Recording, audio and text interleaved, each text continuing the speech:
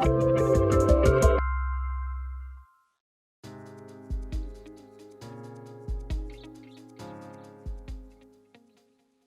right, we can get going if you guys are ready.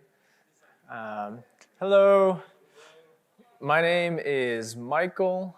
I am a consultant at HMB, graduated from Ohio State, and I've been working there ever since. And this is my first time at CodeMash, and it's been really awesome. Everybody has been very awesome, so thank you, everybody. I appreciate it. And this is also my first conference talk, so it means a lot that you guys came to see this, especially in this day and age where there's no shortage of 20-something white males trying to talk to you about JavaScript. Yeah, and I don't know if it's just me in the sessions I attended. I don't know if I missed the memo. Is the About Me slide dead? I've seen one in the past 2 days. I don't know if that's not cool. Okay, yeah, I like seeing the pictures of the speakers' cats and knowing their hobbies and stuff. Maybe you guys are all more practical than me. So I have my riff on an About Me to gleam a little bit of my personality. I like ranking things, so these are just some things that I'm into. If you want to take those in, if you are wildly offended or in agreement with these and you want to chat about it after, these are just some things I like. Big ice cream guy. Yeah. I don't know if there's a Graders around here, but we're hitting up the store in the lobby after this. Okay, but onto this talk about, I guess I should go back to the title, React State, Redux, Context, and Hooks. Oh my, that's a play on the Wizard of Oz thing. I don't know if that landed. But let's talk objectives. So yeah, I'm not crazy about the title, but we're doing our best. Objectives today, we are going to clarify and highlight a big problem when working with React and explore and introduce, keyword introduce, some strategies and technologies that we can use to provide a solution to this problem. And hopefully you can all walk away feeling more empowered and equipped to have conversations with your team and have more fruitful Google searches and make better, more informed decisions when starting a new React project or when adding code to an existing React project. How many of you guys and gals would say that you are React developers in here? Okay. I mean, that's like a half and half. And so who knows nothing about React or has never used it? Okay, that's fair. Hopefully we can all still take something away from this. I'm going to be showing code. There will be a lot of code examples, but they'll all be very simple. And I'll try to keep backtracking to like the main points and takeaways. So this talk is not about teaching you how to use React, and it's not about teaching you how to nail the syntax with all the different technologies that I'm going to introduce, but the exposure should serve as a primer so that you have a foundation to make better decisions. If you know all this stuff, if you're familiar with these technologies, maybe I'll shed some light on how you might argue or convince your teammates or clients to use a certain technology in a certain situation. But I will try to prime those of you who haven't been introduced to React on what React is. React is a JavaScript library created by Facebook. It focuses on reusable UI components. It's tech stack agnostic. It uses something called JSX, which we'll see in here. JSX is just an easy way to render HTML in our React components. It stands for JavaScript XML. And something really cool about React is it uses what's called a virtual DOM, and that it keeps like an in-memory data cache of the actual DOM and tracks what changes on the page, so then it only has to re-render the things that have state changing in them. And that sounds a little complicated and expensive, but apparently it is efficient. So yeah, that's pretty cool. And React is so fun and easy to just like get going with. This Create React app, npm Create React app, you just got a basic app spinning in seconds. So hopefully after this, if you haven't tried React, you'll give that a shot and go crazy. So let's define some more things. What is state? If we're talking about managing state, which is what we're talking about today, we should probably know what that is. State is basically just how we keep track of data that we're using on our page and in our application. Usually just a plain JavaScript object in our component. When state changes, a React component will then be triggered to re-render when state or props change. What are props? Props are an object just like state, used for keeping track of data. The only difference is that props are state that is passed through a parent component and then used in a child component. So that's just a basic class React component. We'll dig in more here shortly. Okay, here are some different types of state that we're going to be talking about. Short-term, things that change frequently. Medium-term state, things that stick around a little longer, think the same browsing session. And long-term, data that lasts between multiple visits to your app. Who could tell me an example? Well, first of all, I don't think these are real terms. This is just how I like to think about things. What might be an example of short-term state in your application? Yeah, form data, nailed it. Text boxes, check boxes, all the boxes. What about medium-term state? Yeah? Logged in user, that's great. Authentication, maybe locale. I can think of like a shopping cart. You wouldn't want, as you're navigating to different pages and clicking around your app, that data to clear. UI themes, that'll extend across multiple components and in the same browser session, should stay consistent. And long-term state, I feel like that's kind of obvious. I just think of customer data, things stored in a database, stuff that's not really going to be discussed in this talk today. And so with that, we have a lot of options for how we handle state with React. Here are some of the big ones. React component state, often just referred to as React state or local state. Redux, which is a popular state management library based on Redux Architecture. And then the built-in React Context API and React Hooks API, which are a little more current. And I want to, at the end, at least tip the cap to ModX and state machines and a couple of these other things out there. I'm going to focus on the heavy hitters, the ones that I've worked with the most, React Component State and Redux and the Context API. If you're all about React and on the bleeding edge and looking to hear how to use ModX and state machines and things like that, this probably isn't for you, and I won't be offended if you want to bail, but those top four are where we'll spend most of our time.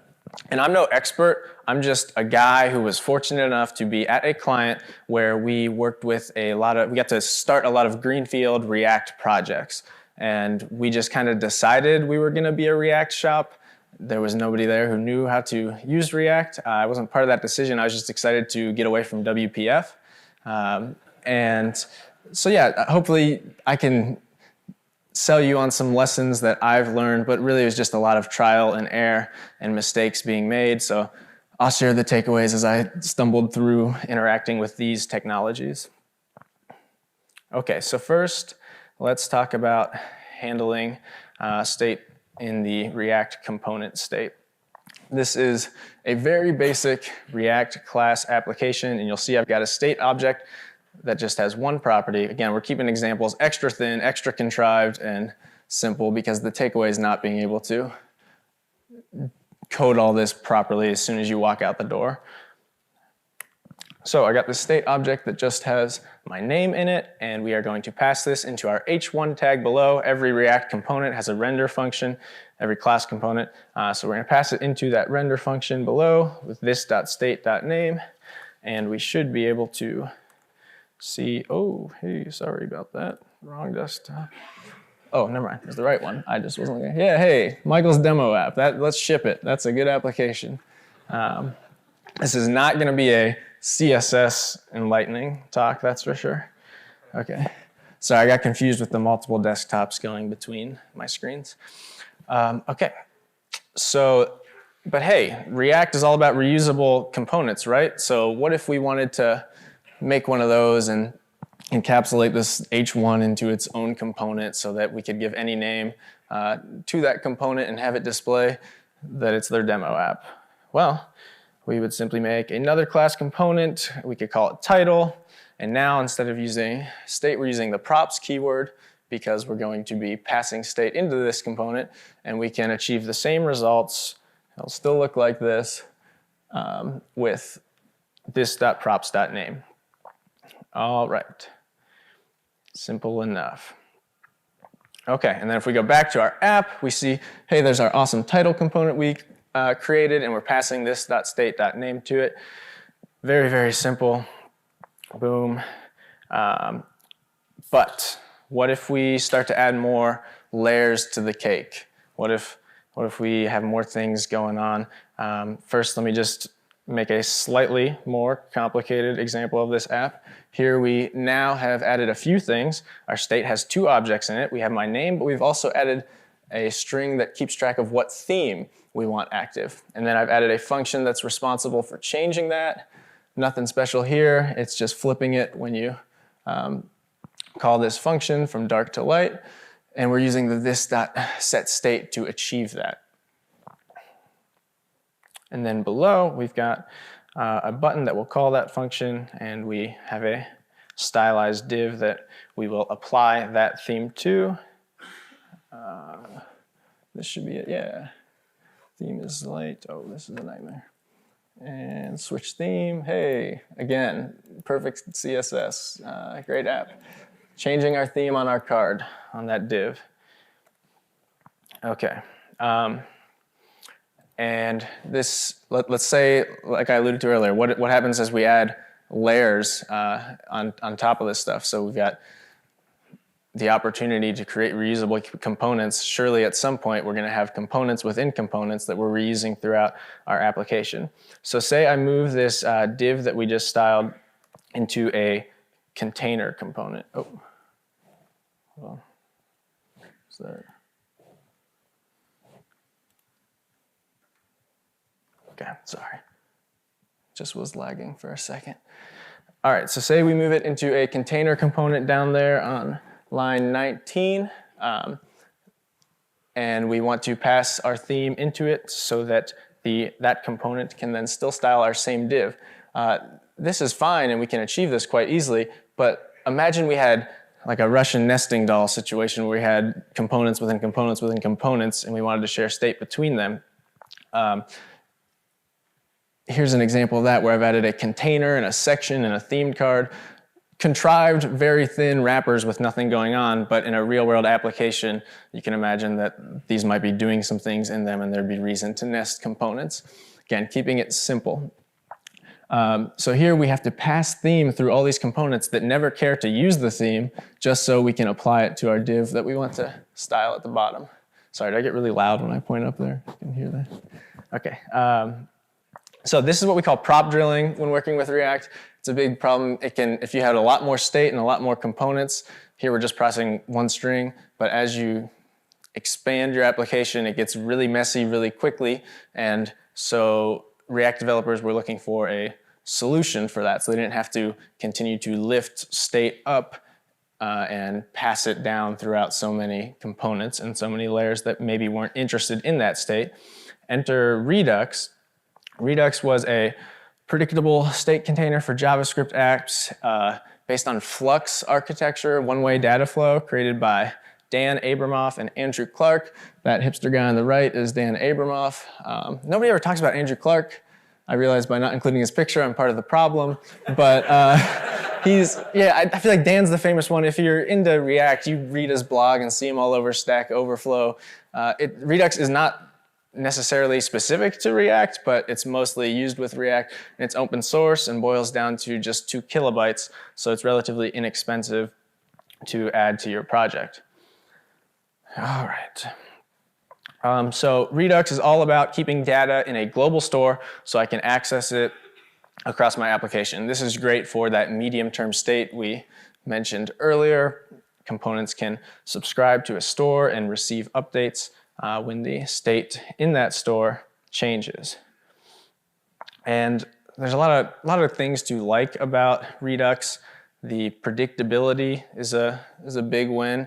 It's consistent in how you interact with the store. And there's also a lot of great tooling. This was the standard for a while. Some people feel it's a bit old right now, but A lot of good middleware, well-documented middleware and tools have been developed for Redux. And there's something really cool called time travel debugging that Redux offers, because I'll show you this data flow in a second here. I'll type over. This is the world's ugliest diagram of Redux flow. But when you handle state in your reducer, I guess every action in Redux is, we're aware of every action that happens in our application, such that if we wanted to replay how a user got into a situation using the Redux dev tools, which are fantastic, we can kind of replay history. We can do time travel debugging, just have a stack of actions and a stack of state, because in Redux, state is immutable. We can go through all those old states and see what changed and what actions the user took to get there. And you can just remove and add actions as you'd like to change time. But yeah, the basic Redux architecture, I might have got ahead of myself.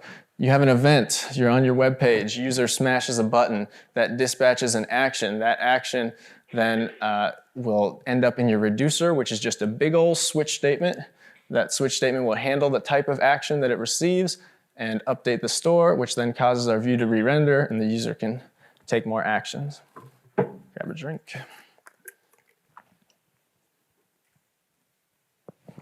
So that was a lot of words, Michael. I know that might sound like a lot or confusing, but Redux is actually really, really simple, I promise. In fact, it's just as easy as creating a container component that wraps a presentational component that dispatches actions, which are handled by your reducer, which are then updated in the store. It's simple, right? Yeah. So now you know Redux. No, realistically, I'm not going to teach you Redux in this talk. Like that's just an uphill battle that we're not going to go down or up. I hope my lame joke can like serve as a reminder 6 months from now, when somebody is considering Redux for your application, that there is a lot of boilerplate. There's a lot of overhead that comes with it. And I just, wanted to highlight that here. We're not going to dig into all the syntax. It's all the reducer I mentioned earlier. It's just a big case statement that handles the action types you created. But we don't need to worry about that right now. So these are some of the things I mentioned. Time travel debugging and a lot of tooling make Redux great. I really do, I kind of hate contributing to that stigma that Redux is super intimidating and inaccessible because of how many files you have to interact with. But once you try it, you really can get into a groove. I said it was predictable earlier. You might have to change 4 files every time you're implementing a change for a user story, but it's like the same 4 files every time. Couple function calls and a switch statement, Where are my action creators? If you're going to somebody else's app that's using Redux, things are gonna look familiar. And a lot of people are still using Redux today just because they're used to that process. But yeah, the add-ons like Redux Thunk for handling async calls, Persist, and Saga for tying into local storage. API caching is really easy with Redux, though if you're really current and using like GraphQL and Apollo, that might be handled already for you. So I have a question mark on that last con of antiquated, because it's definitely debatable. And it's debatable because a few years after Redux was created, React came out with its kind of own internal solution for prop drilling, and that is called the React Context API. And so the Context API provides a way to pass data through the component tree without having to manually pass down props, similar to Redux. And it's React's alternative to Flux architecture. It's all about wrapping components in a global or semi-global provider so that we can access the state stored in that provider from anywhere in our component tree or anywhere in those in the children of the components wrapped in that. And Redux all along was actually using context under the hood. Context was released before the official Context API as an experimental React feature. It explicitly said in the documentation, hey, don't use this unless you're really smart and know what you're doing. Dan Abramov was really smart and knew what he was doing, and Andrew Clark. And so they created Redux, but now React has its own version out that's leveraging the same power. People would probably tell you that it's a little simpler and cleaner, and you can avoid some of the boilerplate.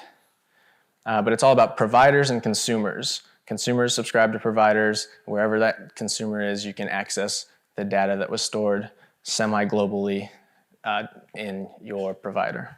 Okay, so let's see some of that. Just to reiterate, this is the code that we saw earlier. We're down at the bottom. We are passing a theme into our container component.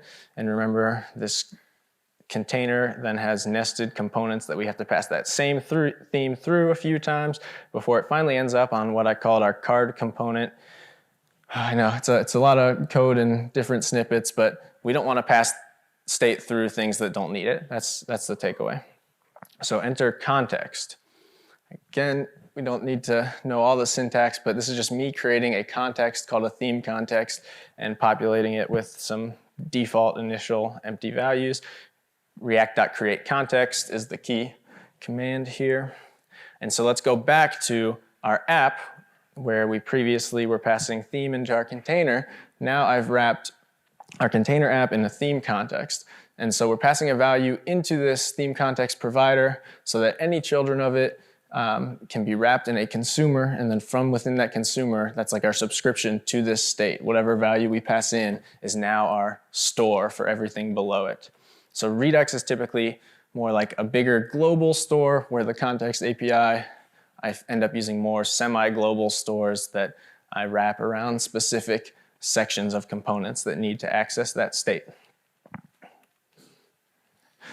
And so here, I mean, if you look at those top two components, I'm just illustrating that we don't need to pass theme through, and instead, wherever we want to access our theme data, we can wrap it in a consumer and use that theme in our app. Cool. So hey, Michael, those still kind of sound like they're solving the same problems, and they really are.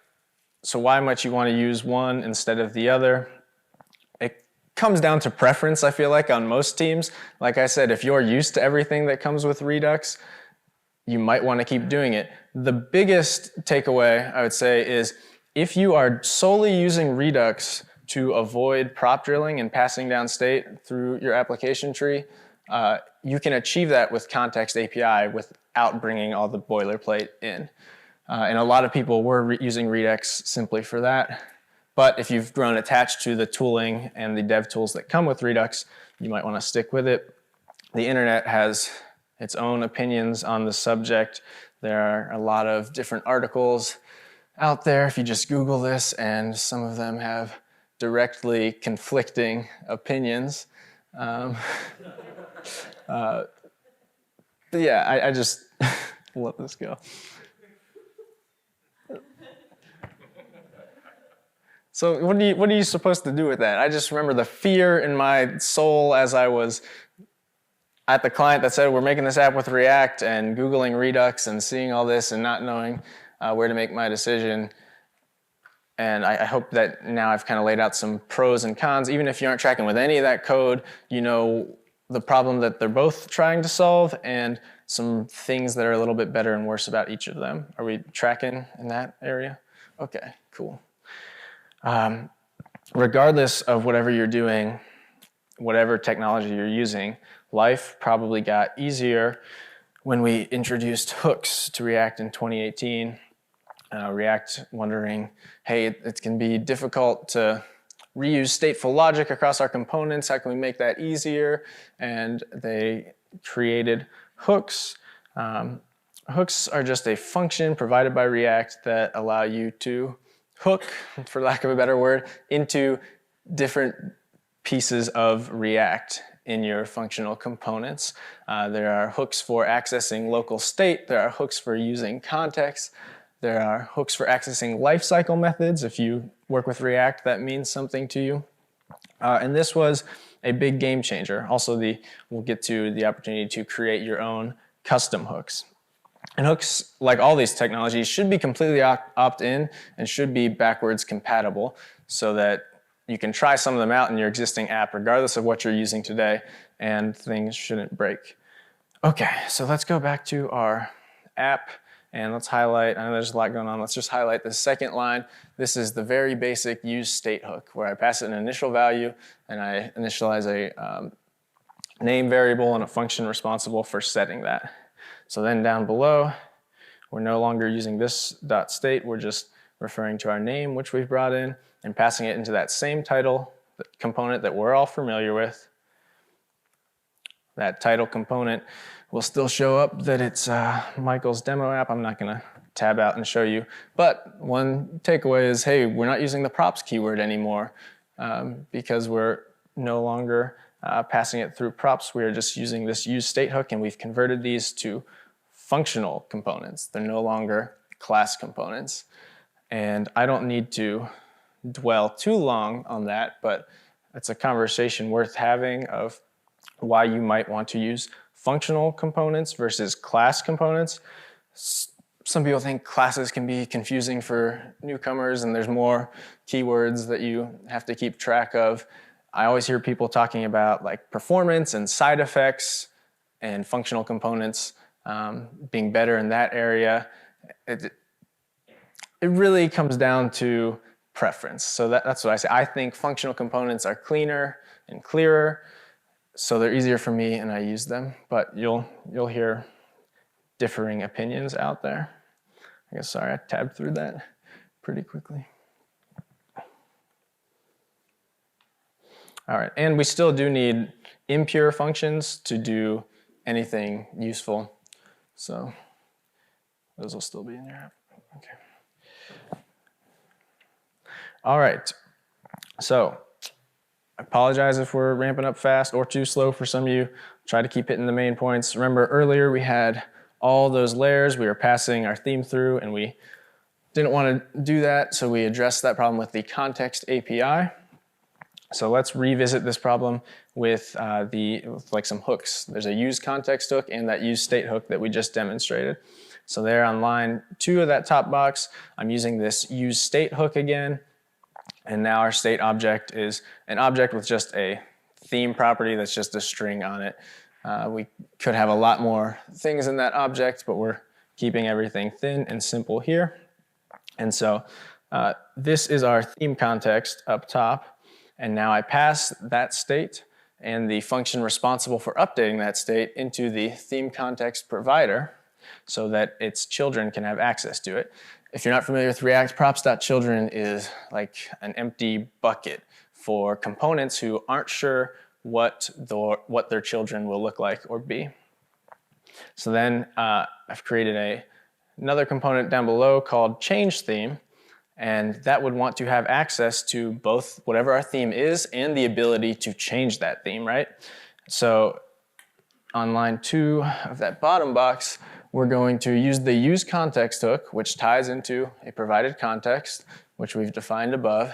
And so then now in our change theme application, we can use that theme. We can go crazy. We've got our switch theme function that we're passing into our button. And so now this is a nice little component that we can reuse anytime we wanted to keep track of and change our theme. Hooks are all about reusing stateful logic. Cool? Okay. And then similarly, if we go back to our card, remember this was the bottom, this was the smallest Russian nesting doll in that chain of applications. Our card, we can simply call the use context there. And this is just a little cleaner way to use the context API. We no longer need to wrap the lower layer component in a consumer. We just call this use context hook. And this bottom box is just to show our themed card, which was previously wrapped in a consumer, no longer needs to do that. We're handling it with the quick and easy use context hook. Okay, oh, I guess I forgot to highlight those things.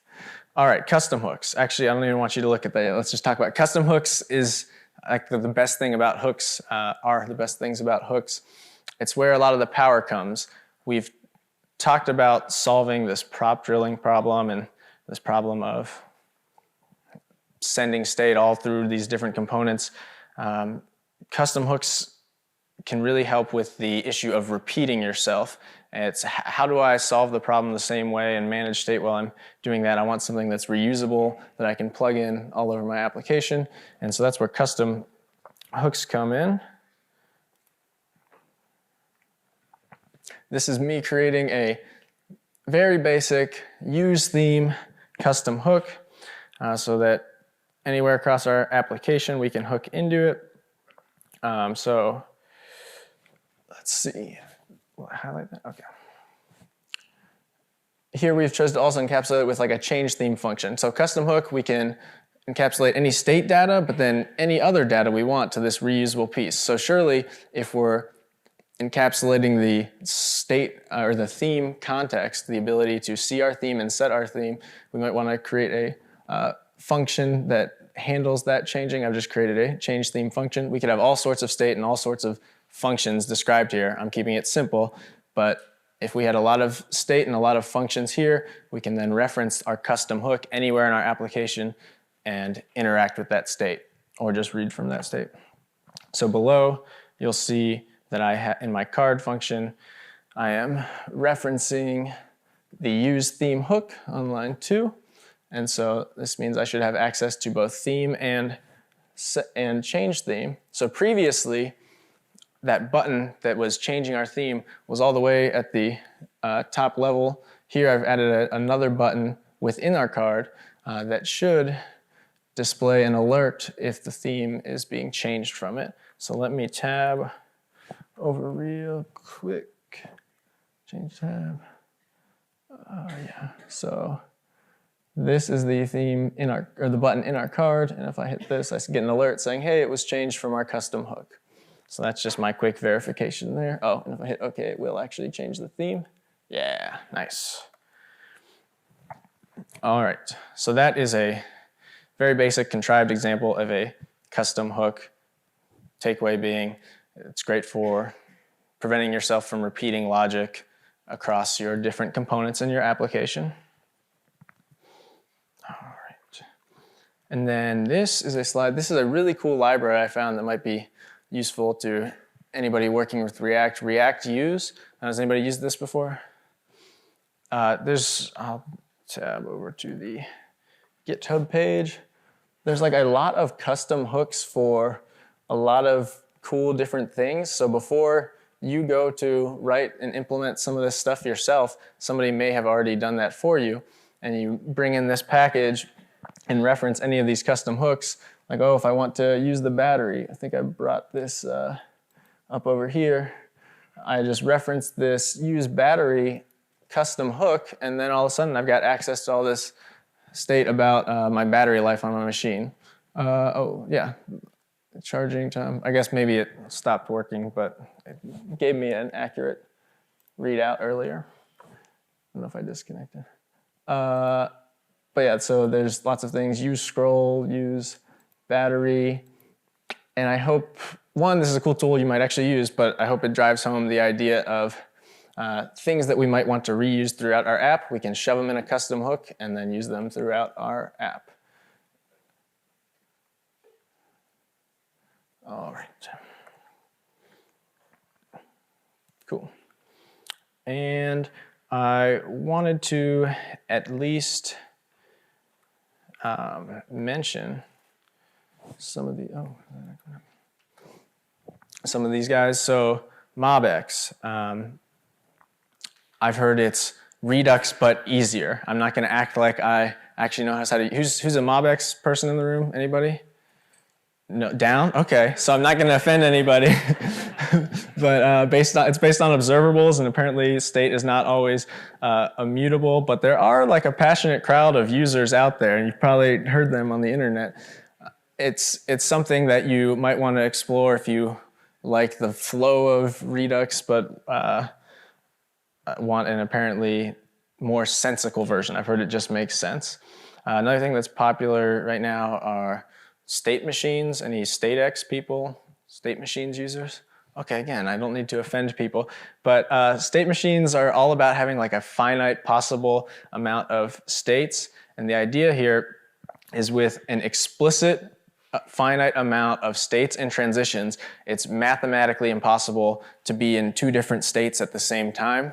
And I know StateX is the popular framework for working with that. So if any of these diagrams intrigue you, you can check out StateX. Leave that up for a sec.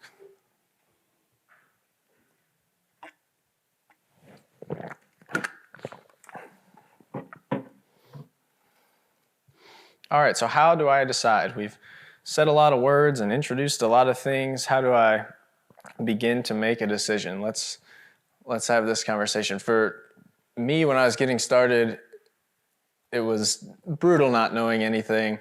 I tried doing everything in the React component state, all local state at first, and then eventually found Redux. I was like, oh, global store, this is great. And the pendulum swung the other way such that everything was going through the Redux store. Every individual keystroke in a text box was going through that Flux architecture through the action creator and reducer, and things got very slow, very fast.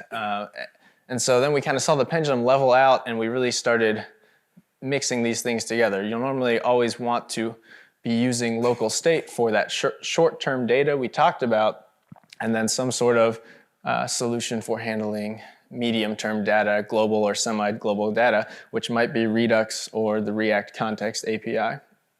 We talked about how Redux has a lot of tooling. Oh, do you have a question?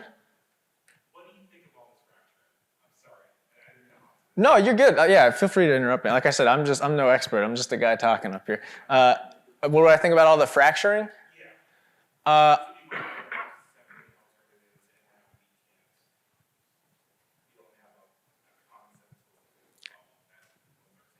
Yes, so that it's frustrating that as you look across, like I know different teams at my client are, like one is set in stone Redux and the other one is let's always try the latest thing. And so that's kind of a bummer just for having the conversation. It can get confusing, especially when you're picking up an application that you didn't start with or make those decisions on. It is nice to have options, but it can be a little overwhelming at times. I try to read a lot and see what Dan Abramov and people think. So some of those slides I showed earlier of all the dissenting opinions, one of them was from Dan saying you might not need Redux. There's a lot of people change their mind and adapt, which is a good quality in a human being. I guess I don't. Yeah, that's my hot take on that. I don't know if there's an answer of here's how you avoid that confusion. But you'll get that when you're working with React. And so I would say you can try things out. None of this stuff should break the other. These aren't mutually exclusive, and you'll normally be interacting with them in some combination. If you were just getting started on your first React app today, obviously you'd be working locally, but as things get bigger and you need more than just local state, I would say try out the Context API. I would not start with Redux. And if you're going to start out with the Context API, I would use React hooks and the use context hook more specifically because I think it's just cleaner and easier and gets us back to the functional roots of React. Since the use context hook has came out, there's no reason I never use the full provider consumer syntax anymore. I'm always using these hooks. And then look for opportunities in your application where you are repeating yourself and say, hey, can we compartmentalize this into its own custom hook and share it across our application. And then there are hard and fast, takeaways of, hey, if we're interacting with local state, we should probably keep this in what we call React component state, but you can use hooks. I showed off the use state hook earlier, very basic. And for medium term, we've got these other options we discussed. Long-term data, that's another issue that's in the database. Yeah, and so the real conclusion is it depends, and that's never exciting. I think conversations are important. It prevents us from blindly following what we're used to and what we may have decided is best based on limited or incomplete information. So have a talk with that other team that's set in stone about Redux. Find what you like. See if there's a way to educate and align with one another.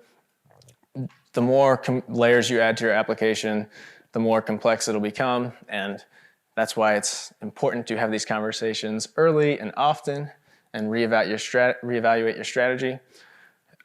I don't know if those quick examples, I don't know if you'll be able to walk out of here and code with all those technologies, but hopefully now you can have a better conversation with your team about some of this stuff. You know some pros and cons, some Google searches to start about why and when we apply these different forms of handling state with React.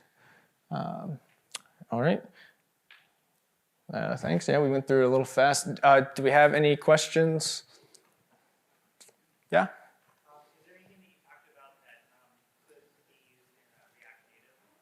I'm not a React Native expert, so I don't want to give you false information. That is what I am tempted to say, but I would assume that you can use them all, but I don't want to spread misinformation.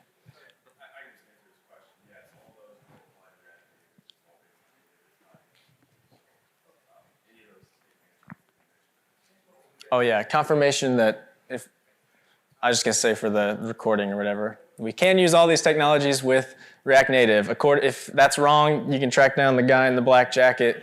Yeah. Okay. We got another one? Have you found it useful to persist your Redux events back to the server for debugging in user sessions? I think that team I was talking about that's all under Redux has done that for like logging of just interaction with the application from going back and debugging retroactively. I haven't done that personally, but like built in a single instance, we've got those dev tools that let you do that time travel debugging. But yeah, I have not been persisting those. We do a lot of POC applications, and that has not been top priority. But I have been fortunate with the POCs. I can burn through a lot of trials and experiments with these different technologies, but we haven't gone that far with dev tools. Cool. All right. Hey, thanks for listening, guys. I appreciate it. I hope you can